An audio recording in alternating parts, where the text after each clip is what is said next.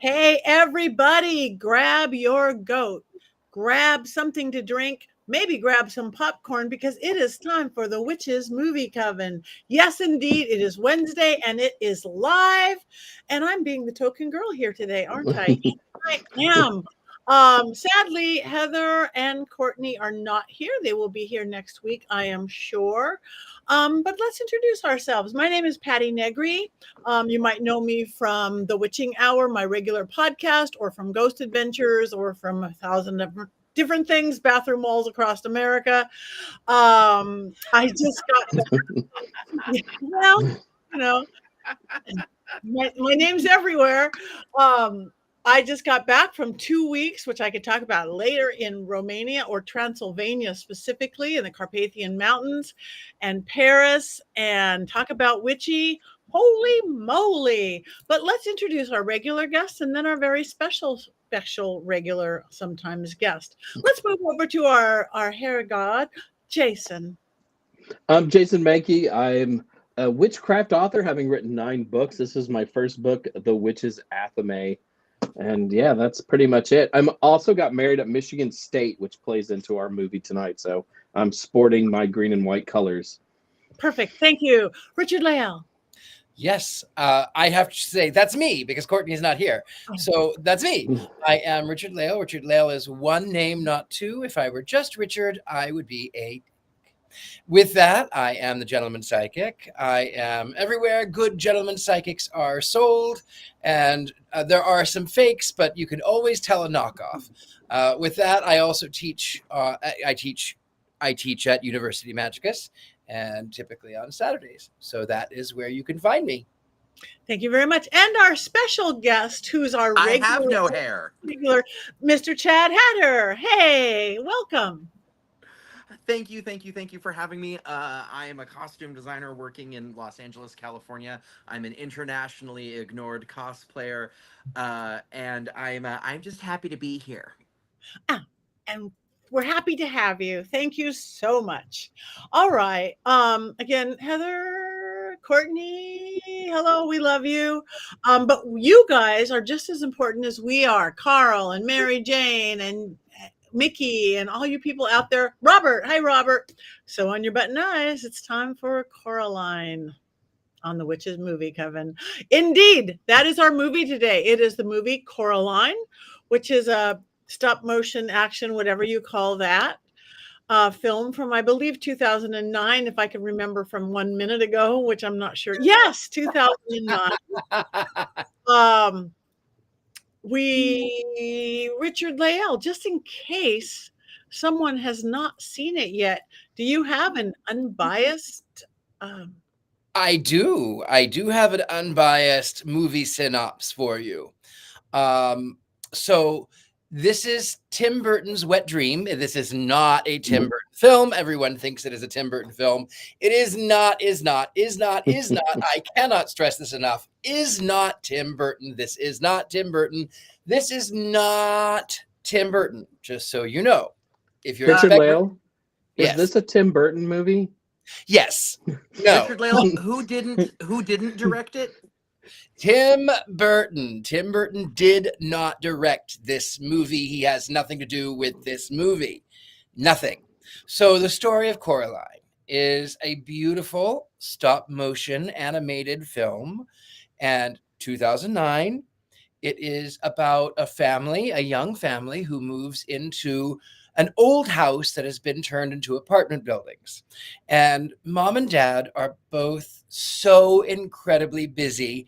And Coraline is left to her devices in this old house. And of course, there are the neighbors who are old actresses. And then there's the neighbor who has a mouse circus because they're larger than fleas. And in this, she finds she can't go outside because there's mud, and her parents, who are gardeners, don't want her to get mud in the house. So they say, go explore and count windows or something. So she does go explore, and she finds behind wallpaper, not what I found behind wallpaper just 3 days ago, which were termites. I would much rather have discovered the Beldam, but I did not. I discovered termites. That's a whole other story for a whole other time. We'll go into that in a minute. This is about Coraline. So she peels back the wallpaper and she discovers not termites, but in fact, it is a tunnel that takes her to this mysterious realm where she has her other mother and her other father. And the kitty cat, who's a rather sassy cat, is able to speak a human language that she understands. And it turns out, of course, that the most curious thing about the other mother and the other father is they have quite an eye-catching design for fashion. And to button up that sentiment, they have buttons for eyes. Long story short, they try to convince Coraline, not Caroline. She gets confused with being called Caroline, but she's not a Caroline. She's Coraline. They try to convince her to stay in this other world. And it is only through the aid of the sassy cat that she's able to not stay, that she's able to resist. It turns out the other mother is not, in fact, her other mother, but is the Beldam, who is this spidery creature who sort of lives and feasts off of the souls of wayward children. And she ends up by being tracked back through. She's trying to catch her in the web, and she's gotten the eyes. Long story short, the Beldam, like every horror movie, you think that the Beldam is over. You think the villain is dead. She's not dead. The Freddy Krueger hand crawls across the stage, tries to get the key so that the Beldam can once more be released. Her parents come home. She breaks a snow globe getting out. They punish her for breaking the favorite snow globe. They seem to be oblivious to the fact that they were captured in the snow globe the entire time. I'm trying to figure out how this is a happy ending, but I guess I think it's a happy ending. The ending is that Coraline comes to understand her parents a little bit more, because it's not always about your parents needing to understand you. Sometimes kids need to be cognizant of looking after their parents. Oh, maybe so that's the happy ending, is that she grows as a human. She grows up and learns that, you know, they really do care about her. She means the world to them. 100%. And just because they can't drop everything they're doing to entertain her doesn't mean that she's not wanted and loved. And so that's her journey, is coming to understand them a little bit better. Yeah, I still wouldn't be giving them any parenting awards. No. Just saying. All right, thank you, Richard-Lael. Now that everybody does understand the movie and the button eyes, Coley loves this. So I don't know where we want to begin. We don't have Heather to tell us all about the secret facts in the movie. I personally like that. I'm gonna like this because it started. I'm a big dowser, and it started out with she was water witching. She was dowsing around. I'm like, oh, this is gonna be a fun, good little witchy. Poison oak. Yes. Poison oak dowsing rod. Yes, indeed. So that was a good start for me, and I won't say where it went from there. Who wants to talk first? Chad. So I started watching this movie, and then I fell asleep. And when I woke up, they were sacrificing a woman on the beach. Sorry, I'm trying to be Heather. And no, I'm joking. I'm totally joking. So fun little fact about me. Who here has heard of the TV show Robot Chicken? Mm-hmm. Okay. I work for them. I make tiny costumes and I dress the puppets. So holy crap.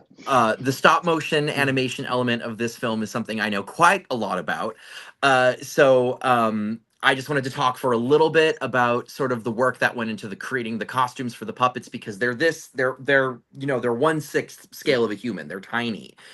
And there's so many fascinating things about how to build it, how to take something that is large scale and make it small. And my favorite detail about the costumes in this movie is that the gloves that Coraline so desperately wants from the department store, and her sweater that the other mother gives her with the stars on it that are both knitted, were hand knitted using needles and thread for yarn so that the scale, when brought down on camera, would look like yarn, but it's actually thread. It's all hand done. And the way that we do things at Robot Chicken, which I assume is very similar because there's only so many ways you can dress a stop motion puppet, is that you build the individual pieces of the costumes, and then once you have your puppet, you assemble it. So you're knitting a sweater, but you're knitting, you know, two sets. Jason, I do know Seth.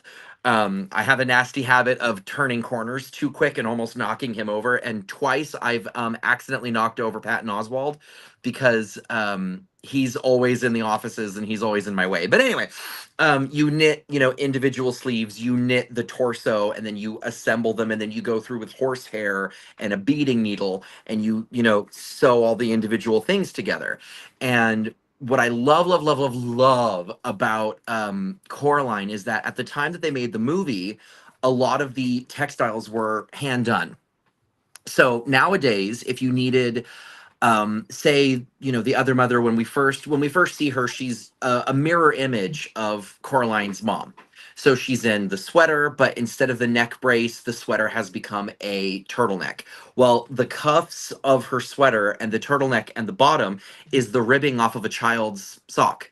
So the ribbing that you see on the top of a sock around the ankle, they cut it into strips and worked it into to create the ribbing on a sweater.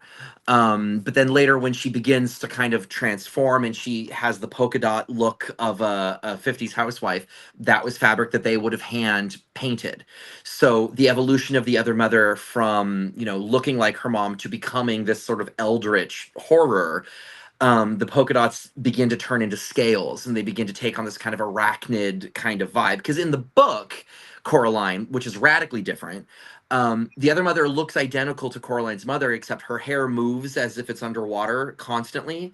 And her hands have these long red fingernails that are always there. And when she gets bored, she taps on her eyes with it. And it creates this like ticking effect. And it's really unsettling. So for them to lean into the idea of a trap and a web and spidery and, you know, that sort of thing, I think is brilliant. And I also love that the other mother is elements of her are made of like there's a sewing motif all through the film.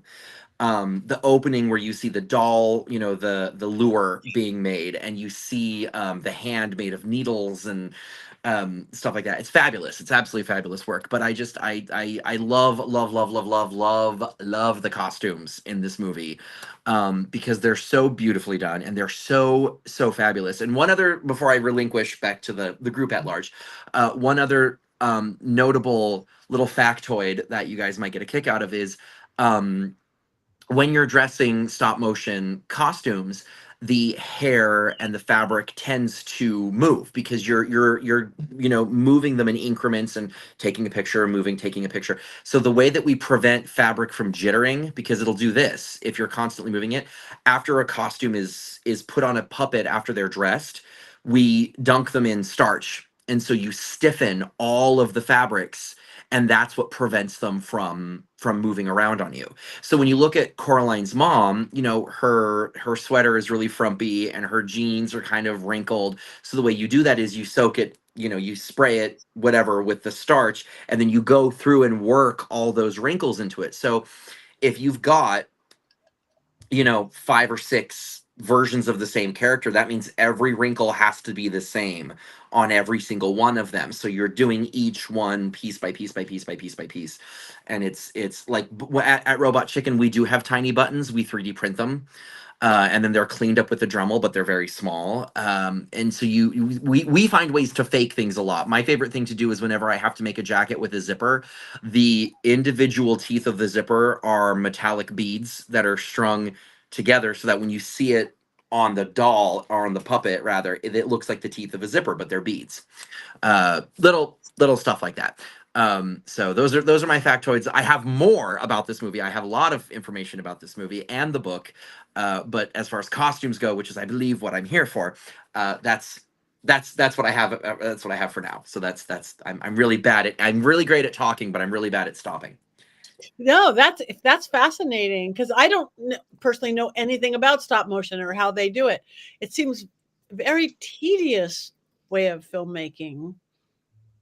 It is extremely tedious, but what makes it so fascinating is it's all real. You know, you're seeing the sets are built, the costumes are built. At Robot Chicken, we don't really do anything quite on this scale.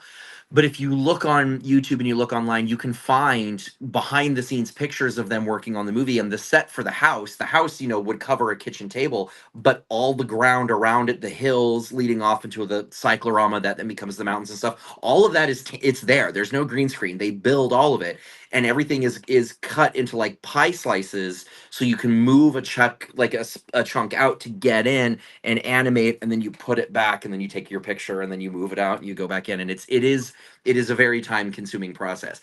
I don't have to worry about that because all I do is dress the puppets and send them off to production. But so it sounds much more creative for you then to create like a little zipper, getting creative by beads and stuff like that, or using children's socks and things. Well, and it forces everyone to be creative. Another fun little fact about this movie is that when you see the orchard full of cherry blossoms, that's all popcorn that they painted pink and glued. And so if you look, if you know, you can tell. But if you don't know, it just looks like an orchard of cherry blossoms, but it's all popcorn. That's what the blossoms are made out of. Wow. Thank you. Have to watch it again now. Phew. Yeah. Okay, Jason, what do you have to think? I think one of the things to point out about this movie is that it is a Neil Gaiman movie. So this is a young adult fiction book, and he was talking to the director of the film, Henry Selick, while he was writing the book. Henry Selick directed The Nightmare Before Christmas, which Tim Burton did not direct. Everyone thinks that, but he was the designer, right? I think Chad can back me up on some of the details. But Gaiman was explaining the book, and the director said immediately, I want this for this new studio that I'm starting. And they sold the rights to the book before the book was even published. And They began to work on Coraline. And to me, this is one of my favorite Neil Gaiman adaptations. It has everything I like about Neil Gaiman. You can feel like sort of the Sandman vibes. If you've been watching like Boy Detective Agency on Netflix the last month or two, that's there too. But this is such a great self-contained story, which is not something that Neil Gaiman usually does. It usually feels like every story has like a to be continued with it, which we've seen with Good Omens, like second and third season coming up. So this is, I think, Neil Gaiman at his best, and one of the best adaptations of a Neil Gaiman book or comic book. I will say this though about it as an adaptation, they definitely made it more child friendly, because the book is terrifying. Horrifying. It is. You can read it in a handful of hours. It's an easy read. But the major difference, apart from it, the movie's kind of candy colored, but the major difference is that Wybie, who is the neighborhood boy that becomes her friend in the movie, does not exist in the book. She is on her own the entire way through. And their justification for adding the character was that they wanted to give her someone to talk to, so she wasn't just constantly talking to herself. I think the cat, services that need personally. But the one thing that they absolutely nailed are the kooky neighbors, because Mrs. Spink and Miss Forcible, who are the former actresses, are it's me and Richard-Lael in the future. And that's so I don't think, yeah. and I don't think enough people are talking about it.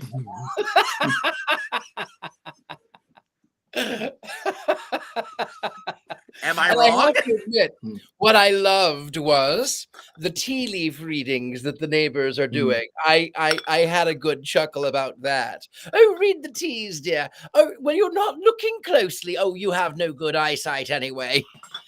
Oolong. I love in the book, the stone that they give her to look through is a rock, but in the movie it's made of petrified taffy, so it's literally eye candy. I love that. I think that's great. And I love when they're performing for her in the other world, and they're doing this whole vaudeville thing. It's a fun watch. Oh, do you guys want to talk about the music by chance? Yes, talk. Yeah. The music is incredible, and the lyrics are gibberish, and they're gibberish on purpose because the composer, Bruno, I believe his last name is pronounced Coulet. but he wanted it to be as childlike and eerie as possible. So it's all these children's choirs, but they're not actually singing real words. It's all like made up gibberish language. And I adore that, because this soundtrack is phenomenal. It's eerie and it's wonderful, and there's nostalgia. It's a it's just a great film overall. I'm trying to think of what else. I love the aesthetic of the film. I love the aesthetic of the house. I love the Pacific Northwest. So the fact that they set it in the Pacific Northwest, so it's like always dreary and always gloomy, and so it made it that kind of Wizard of Oz vibe, where it goes from black and white almost to brightly colored when you see the other world and the garden scenes especially. Mhm. And you have to think, a lot of people think with movies and stuff that you can just go find things, and with stop motion you have to make everything.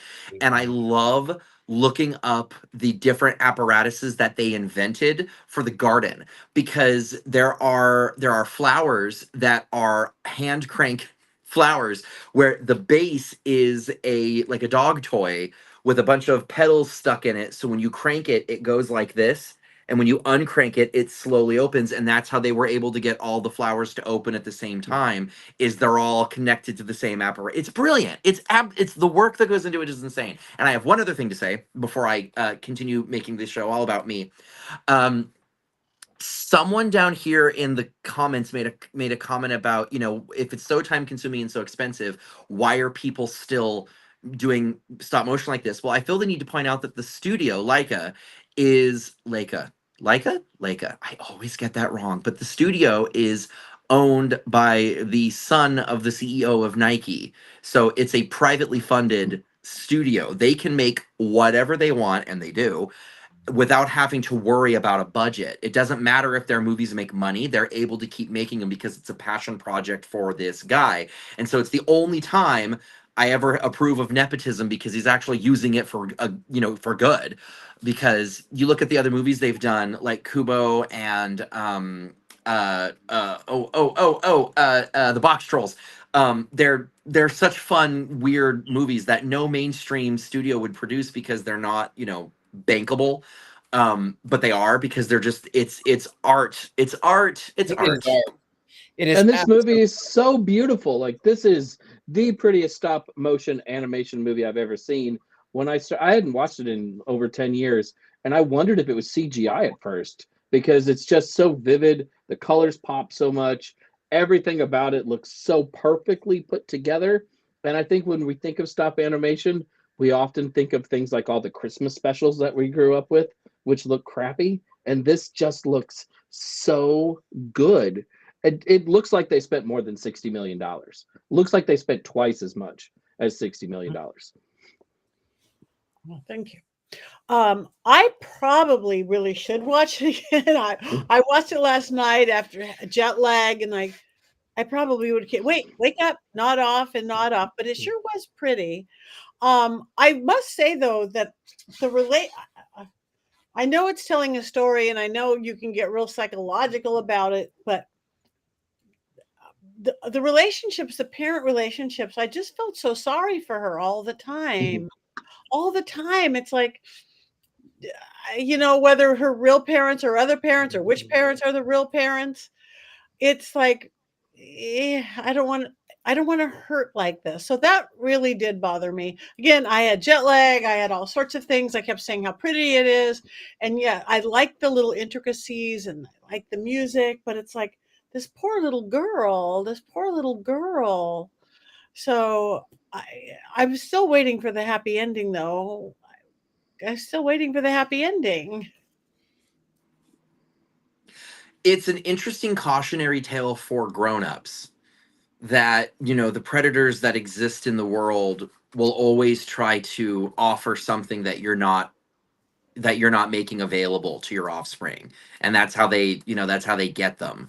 And it's boiled down like a fairy tale to its simplest of terms, of just simply being, we've got better food, we've got more time for you, I've got a magic piano that plays my hands for me while I make up songs about you and make you my entire existence. but there's an interesting quote that I always think of when I think of Coraline, which is be wary of accepting anything from people who are in a position to take everything from you. You know, and because Neil Gaiman did say in an interview once, he said that he was kind of inspired by Hansel and Gretel, but he broke it down. He said Hansel and Gretel is about a cannibal witch who tries to eat two children after luring them into her home with candy, right? And he said if I wrote that today, it would never be published because it's too horrifying.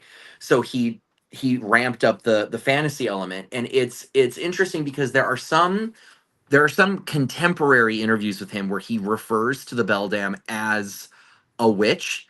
He does say she's an evil witch, blah blah blah blah blah. But when you read the book, she's not. She's really not a witch at all. She's simply something that we don't have a name for yet.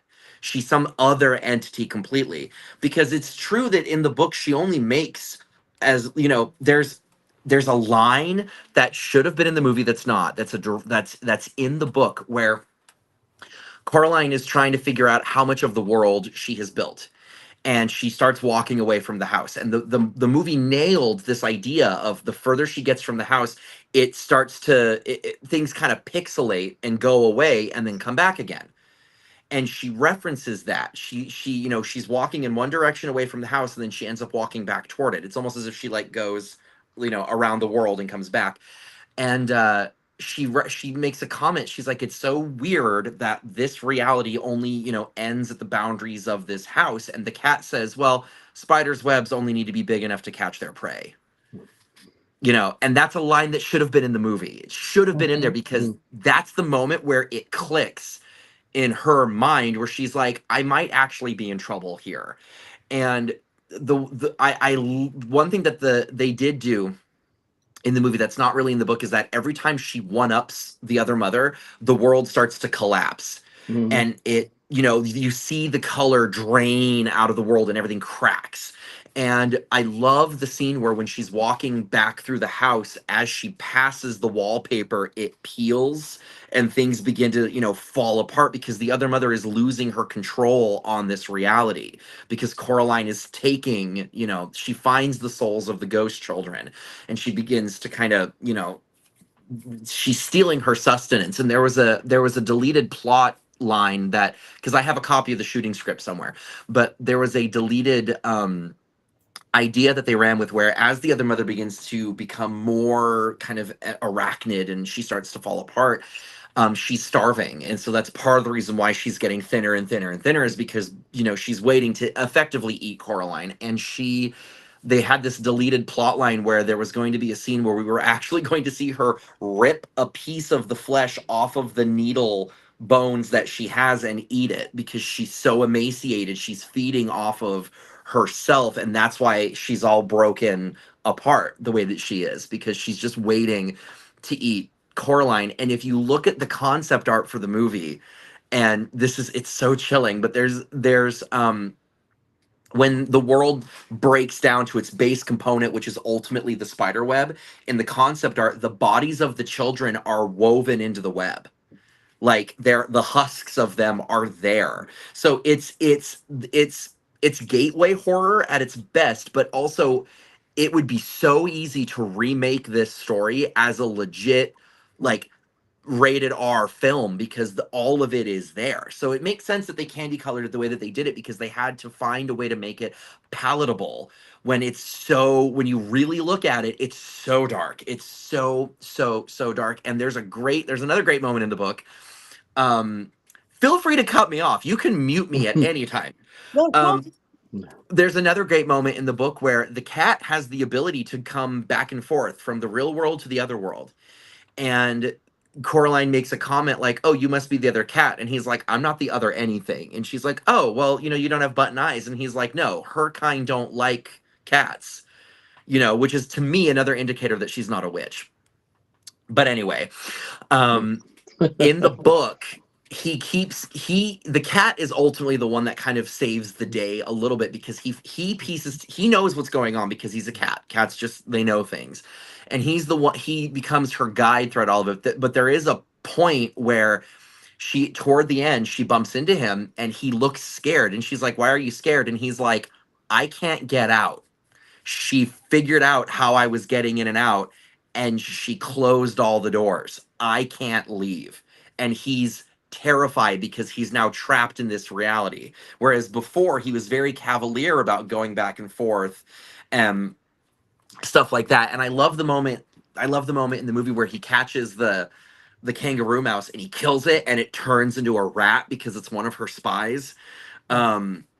Because he's ultimately, you know, the cat. I love the cat. And the actor that they got, oh God, whose name I'm blanking on, but the actor who's the voice of the cat is perfect casting. Keith David.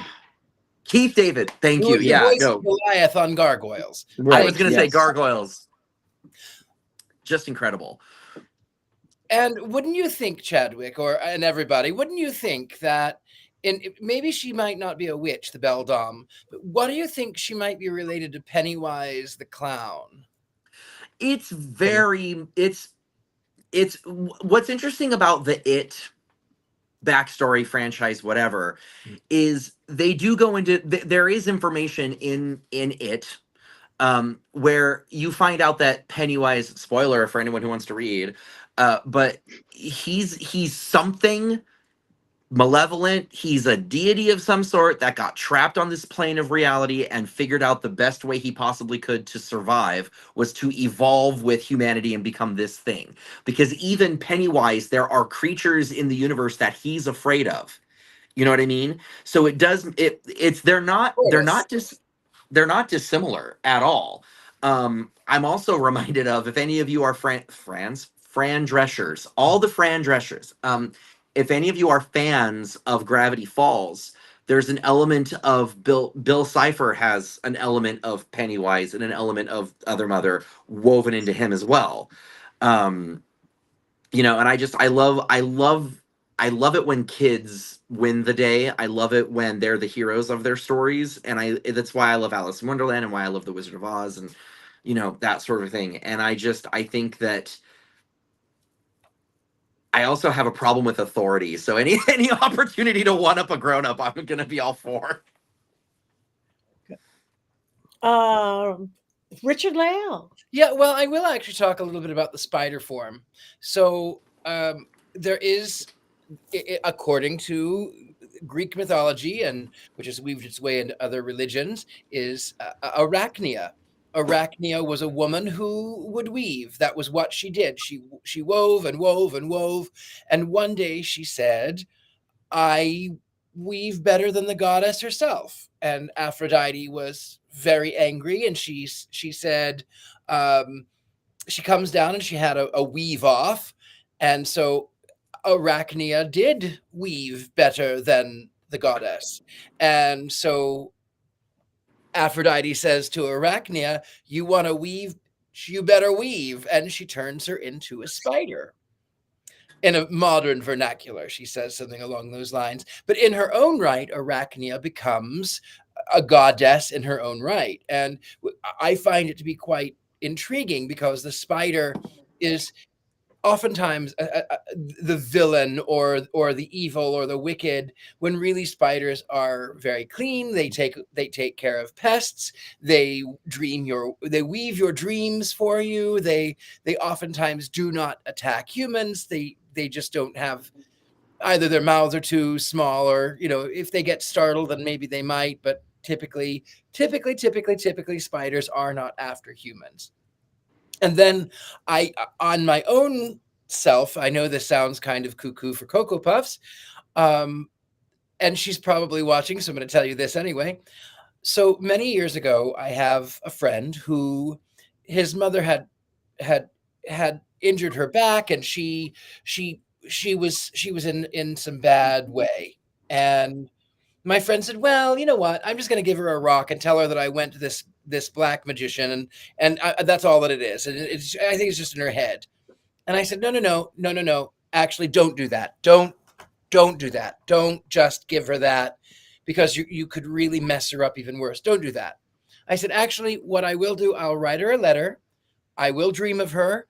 Oftentimes I do visit people in dreams. I do cross over, and I I help people. So I lit candles for her, and I went to sleep, and I dreamt that I was in this cave, and I was wearing my fine top hat, and I was dressed all in black, and I was working. I knew I was working on this back, and I was working my arms. I just kept working on this back, someone's back. And then I hear this scream, and I look up, and this woman is running out of this cave, running as fast as she can. I said, no, come back. I'm trying to help. So I thought, well, that was quite an intriguing dream. And then my friend's mother told him, I had this dream, and I know that it was your friend, and I am so sorry. I was in this cave, and I saw this giant spider wearing a top hat, and it looked like he was spinning yarn around somebody, and I was scared, and I ran away, and tell your friend I'm really sorry. So spiders get a bad rap, but really spiders are not wicked or bad or evil, and actually are a symbol of power, and they're a symbol of divine femininity, which is, I think, a beautiful thing. We mentioned how this movie was not directed by Tim Burton. But another movie that's also not directed by Tim Burton that everyone thinks is James and the Giant Peach. And I always loved that in the original illustrations, Miss Spider is drawn as an archetypal mother because she becomes the mother figure to James. And I love the idea of, this mom with 8 legs being able to give the ultimate hug. And look at Charlotte's Web. I mean, that's another one where the spider ostensibly saves Charlotte. Wilbur. No, Wilbur. Wilbur. Charlotte saves Wilbur because otherwise he was just a pig who was bound for dinner. Who was bound for dinner. And Charlotte, in her kindness, weaves a web and says, okay, let me just do this. And it even goes back to the 3 fates who weave their web.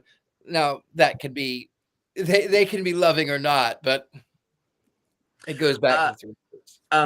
Going back to Charlotte's Web, there's a beautiful quote from it that I adore, which after his life has been saved and Charlotte is about to die at the end of the book, spoilers, he says to her, why did you do all this for me? I have done nothing for you. And she replies, you have been my friend.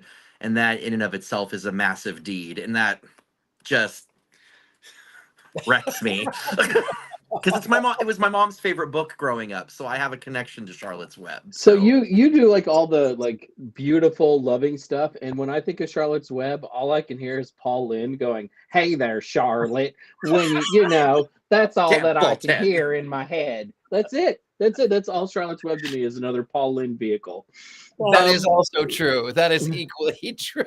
But also, thank God Paul Lynde was able to be the voice of a rat, because that's just art and life intersecting beautifully.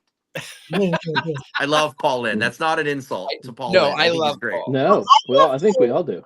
Who didn't love Paul Lynde? And I think Charlotte Web was one of my favorite books too.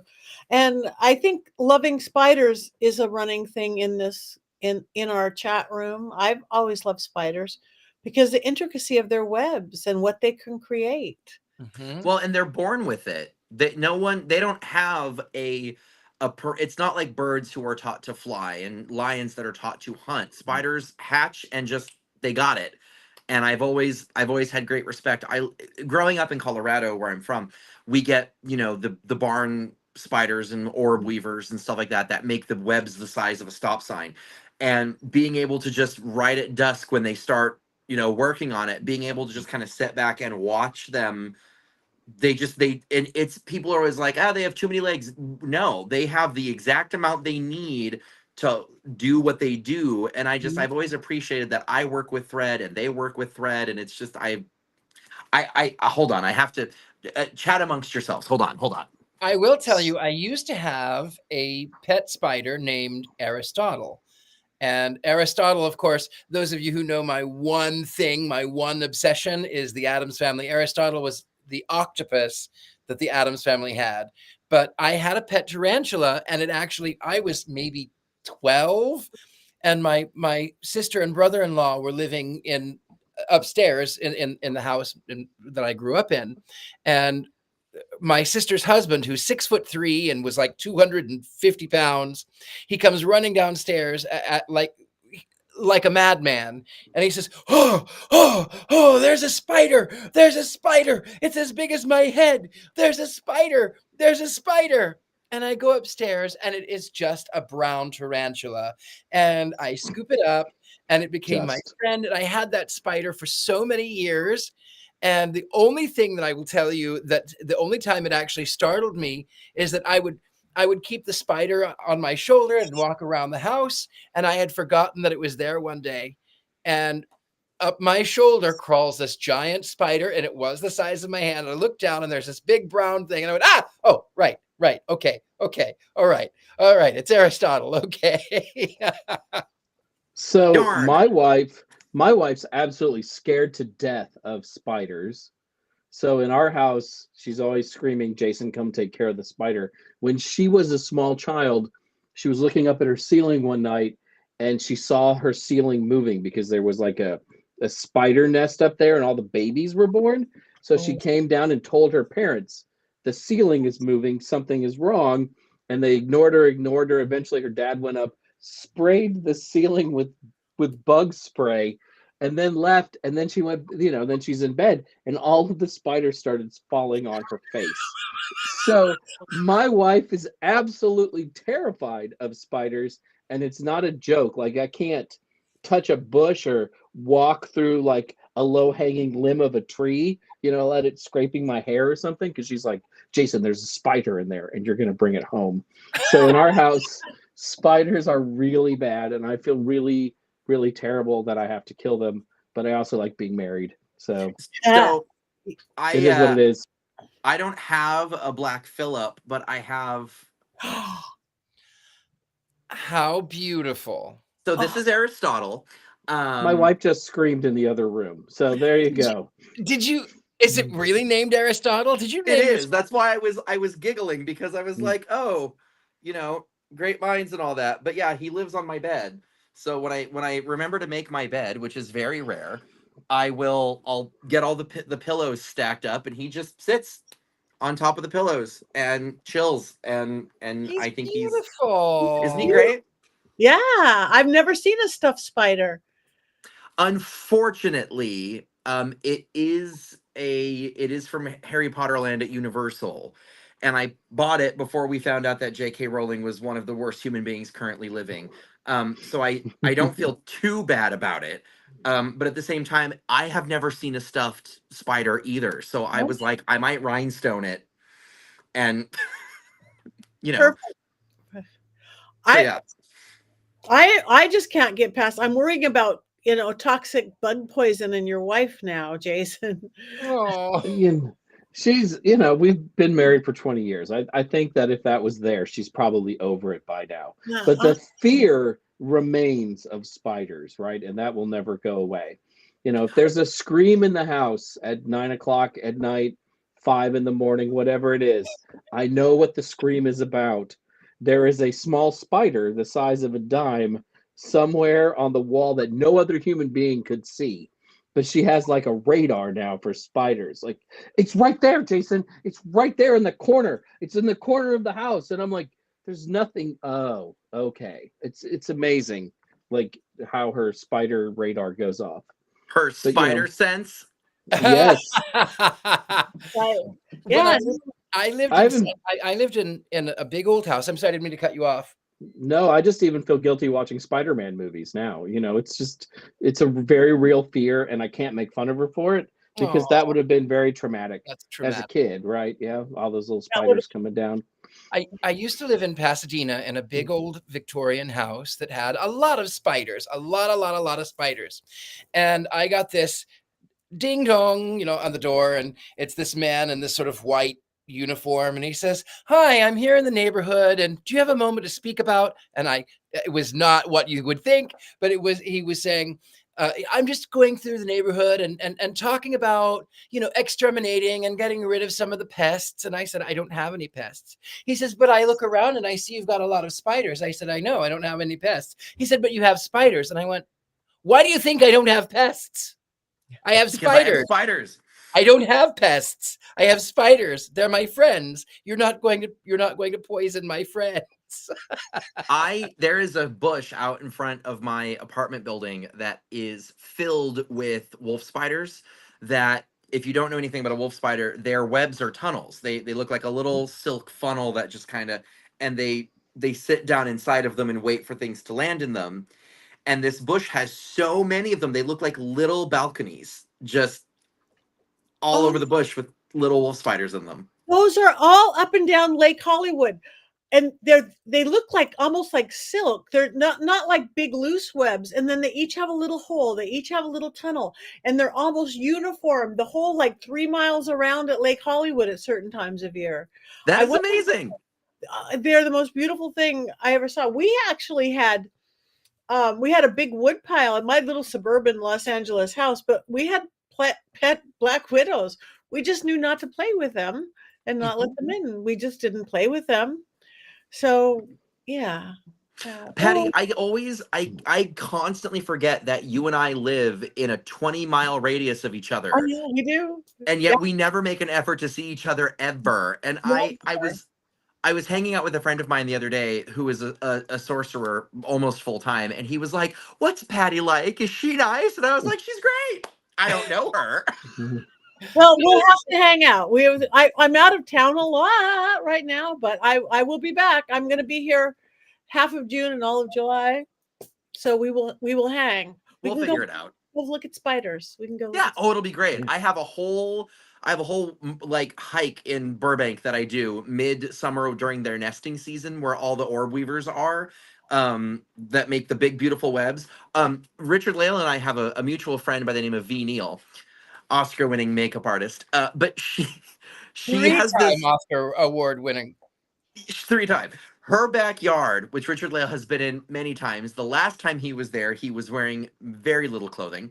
But there's an upper layer and there's a story lower. We're not getting. It was Halloween, and he was dressed as the Emperor's new clothes. So he comes out in a powdered wig, makeup, crown, and a sash, and that was it. And heels. And he went around telling everyone how terrible they looked and telling them to look how great his clothing was, and there was nothing there. But this lower level in V's backyard is just a bunch of trees and this giant shed where she keeps her Christmas decorations.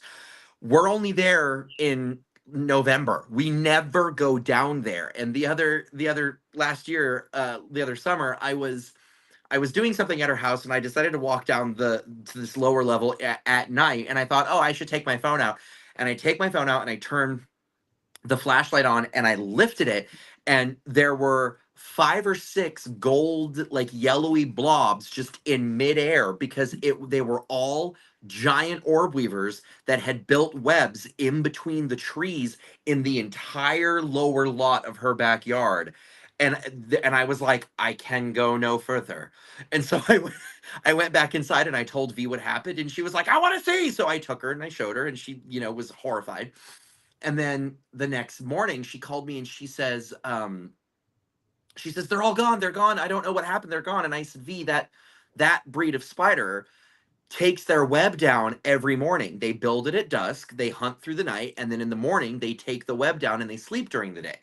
And she was like, you're joking. I said, no, you can walk, you could go all over. You're not going to disturb them. There's nothing there. I said, but at 7 o'clock, if you were to go down there and crack open a cold one and just wait, you'll see all of them come out of their little hidey spots and then go back up and then make their anchor lines and then start weaving their webs together, and then they just chill. And that's why I love them. They're tidy.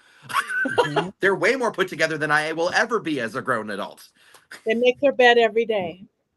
Which I do not. Which I do. So anyway, my question is, now that we're down to our last 9-10 minutes, did we adequately cover Coraline, or was it just a lot of me yammering and spider talk? we went into spiders. We have to move on. I have nothing more to say about it because I had too much jet lag and I just want better parenting, but it was a beautiful, beautiful film. And we don't have any quotes unless anybody has any quotes because Courtney's not here. Go ahead, Chad. I have quotes, but they're mostly quotes from the book.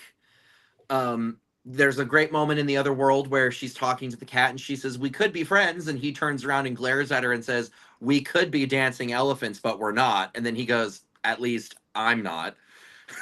Because he's a cat. He's sassy.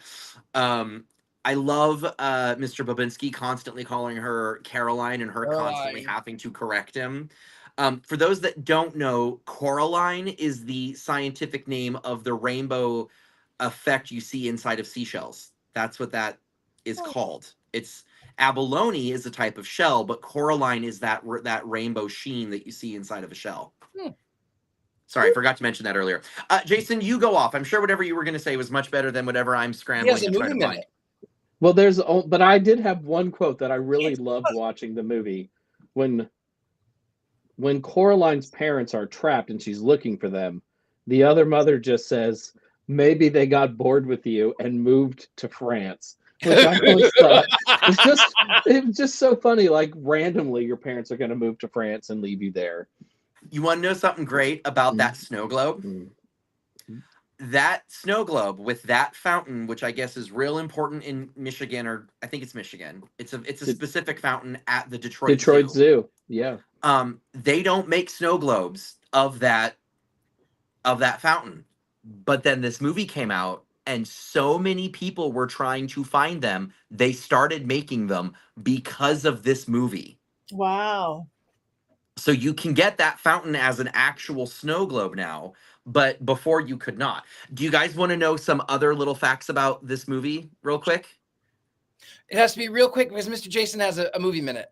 Okay, so since this was Leica's first big film, they did a massive viral marketing campaign to make sure that it would be like everywhere. And the way that they did it was they made the key, the button key, they made thousands of them, and all it had on it was Coraline.com, and that was it. And they scattered them in every major city all over the world. So you'd be walking down the street and there'd be one hanging from a tree, or there would be one sitting on a shelf, or there would be one on the ground.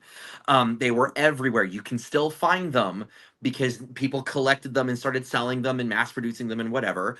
Also, the box that the other mother presents the button eyes with the needle and thread in, they mass produced those, they handmade, and they sent them out to nowadays what we would call influencers. But before, they sent them out to like celebrities and people with platforms so that they would open them up and post about it and get people interested by simply making it cryptic. So you'd go to Coraline.com and it was the house, but if you were there long enough, it would change and it would get really decrepit, and you'd see the other mother's hand come out and flip a switch and it would go back. Like they did weird, eerie things to drum up interest for the film. And that was that. Oh, I had another one, but I'm going to stop because that's good enough as it is. But yeah, you can still find the button key because they made real ones out of iron that they just left all over the world to drum up interest for the film. So, okay, I'm done. Thank you. You're welcome. All right, Jason, do we have a movie Mankey moment? We do. This was tough. I love this movie, so it's hard to make fun of a movie that I like. But these were a few lessons I learned from watching Coraline. Hey, parents, the best way to keep your child from going to the other world or similar places like the Upside Down is to give your kids something to do. Melanie and Charlie Jones, the parents of Coraline, could have spared their daughter a whole lot of angst and suffering if they had just broken down and bought Coraline a PlayStation. Can't afford a PlayStation 3 in 2009? No worries. A used PlayStation 2 probably would have had a lot of life left in it. Don't like your kids playing video games? Okay, that's fine. What about books? I don't remember seeing Coraline sit down with any books, and something tells me she would have enjoyed the Percy Jackson series. Coraline doesn't even seem to own a bike or a puppy or a cat. What kind of parents are these? Come to think of it, I too would want another mother and another father. Mormonism is the correct answer. Need all the mysteries of the other world revealed to you? Then visit your weird old neighbors and borrow their peepstone, likely hidden under 100-year-old sticky candy. A peepstone was used by the Mormon prophet Joseph Smith to translate a series of golden tablets written in alleged reformed Egyptian hieroglyphics to reveal the Book of Mormon. And a peepstone, of course, was used by Coraline to reveal the truth of the other world. The lesson I'm taking from this is that Mormonism is the correct answer to life's questions, and I will soon be leaving this show to participate in the Righteous Mormons movie coven. Cats are the ultimate. Without Courtney here, like, my favorite source of laughter is gone, so thank you. Cats are the ultimate weapon. Having trouble with an evil witch? Need to reverse a hex Courtney Buckley has put on you? Well, the only answer is to fling your cat at your tormentor. We all know just how much cats love to be picked up, and they'll love being thrown at a person even more. And don't worry, there's absolutely no risk that the cat you are throwing will bite your fingers or claw your arm until it's bloody. The cat understands why you have to throw them and will be completely cooperative. Trust me, would this face ever lie to you? Michigan State University is the greatest university in Michigan. For years, many people in Michigan and across the United States have suffered under the delusion that the University of Michigan is superior to Michigan State. Is anyone wearing a University of Michigan shirt in Coraline? No, they are not. And since Coraline is one of the greatest animated movies of all time, we can be sure that the shirt's inclusion in the movie means that Michigan State is superior to the University of Michigan. It's where I was buried. I love Michigan State forever. Some of you are not going to like this next one, but it's true. Dolls are creepy, and dolls that look like you are even creepier. I'm pretty sure that there's a cabinet at Heather's house full of dolls that look exactly like Heather. I'm just saying that if Heather shows up on the show someday with buttons for eyes, you know exactly what happened. I won't be here, of course. I'll be on my new Mormon show, but you'll see Heather's button eyes and exclaim, "By gods, Jason was right." If someone gives you a doll that looks like you, throw that down a well. You are welcome. I have a doll that looks like me. Yeah. You do. 30 seconds. Talk about. I have one that looks like me too. Let's talk amongst ourselves. I have a nutcracker in my nutcracker collection that looks like me. I've got a bunch of Barbies that look like me. Oh, look at that. Very much so. Yeah, but I can't grow a beard, so it will never completely look like me. But you got the hair. Yeah. Yeah, that looks just like you, Richard-Lael. That's so good. So good. Hold it. Don't move. Richard-Lael. Wait, no. Richard-Lael, hold it back up. Don't move. Don't move. I just want to take a screenshot. Wait, let me see if I have one of my Barbies. Hold on. Wait. Okay, I'll wait. Wait. Have you guys done... Oh, never mind. I'll save it for the after conversation. Okay. Okay. Oh, yes, there it is. Hold it back up, Richard-Lael. Everyone hold up your dolls. Got it. Thank you.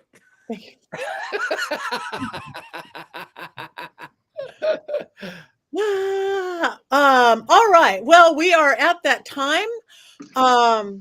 So anybody's going up for it. I want to talk first because if anybody has regular television still on the CW tomorrow night, my friend Patti Stanger, you know her from The Millionaire Matchmaker. She has a new matchmaker show on right now. It is called The Matchmaker with Patti Stanger. And I'm on that episode tomorrow. It plays at 8 p.m. on the CW. And it was really fun to shoot. And speaking of dolls, we made puppets. I got to be Witchy Me, even though I was hired and then I was fired because I was a witch and then I was hired again, which is weird for CW, I must say, getting famous on witching things. But we made it. So, and really fun show. And anybody who's going to be anywhere near Pennsylvania, I want that leg. I just got home from 2 weeks of climbing 14 flights of stairs a day in ancient castles. But I'm going to be at Penhurst Paracon at Penhurst Asylum in wherever that is, Pennsylvania. And I'm going to be doing a mediumship gallery and all sorts of ghost hunts. And I hear this big, scary, haunted place. And next week Texas and next week afterwards. But follow me. Go to pattinegri.com. Watch Witching Hour. And who's next? Jason. Thumbs, wands up or wands down? There yet? Wait, are we there? Okay. Okay. Yes, we are. This was a conclusion before the show started, though. No one is going to give this movie wands down. Yeah. Dowsing rods up. Brilliant. Oh, Yeah. I guess I should read my tea leaves. Read your tea leaves. Tea Too leaves up. long. Tea leaves up. Okay, we should sell look-alike dolls. I could make them. Will you make them for us? Will you dress us and make them? Yeah. For us? Okay. Absolutely. Send me your favorite picture of yourself, and I'll make you guys dolls of you. Okay. Okay, it's a deal. All right, but before we go, does anybody else have anything coming up? I hogged this one because I'm busy. I'm gonna go next. If anyone is in Omaha, Nebraska at the end of June, I will be there at Ocon as a special cosplay guest. I'll be doing a couple sewing workshops, so please feel free. And otherwise, you can find me at Instagram, Chad Hatter, like Mad Hatter, but Chad Hatter, and that's it. Thank you, Jason. I will be at the North Dakota Grand Sabbath May 30th through June 2nd. This is pretty exciting because I've never been to North Dakota doing workshops and stuff. Cool, thank you. Richard-Lael. I will be here in New Orleans, at least for the foreseeable future. And I am at thegentlemanpsychic.com. And what movie are we doing next week? We are doing I Have Been Waiting for You from 1998. I know nothing about it, but it's called I Have Been Waiting for You. And did somebody say it was a TV movie or something like? Does anybody know anything about it? It's a TV movie starring Punky Brewster, Marky Post, who was on Night Court, and the other Becky from Roseanne. So there are some famous TV people in it. And it was also probably the title of a Richard Marx love song. That's what it sounds like to me. So anyway, we are 2 minutes over. So we have one more thing to do. Let's go. Let's cackle. You guys out there want to cackle with us. So wands way, way up. 1, 2, 3. Oh, yeah.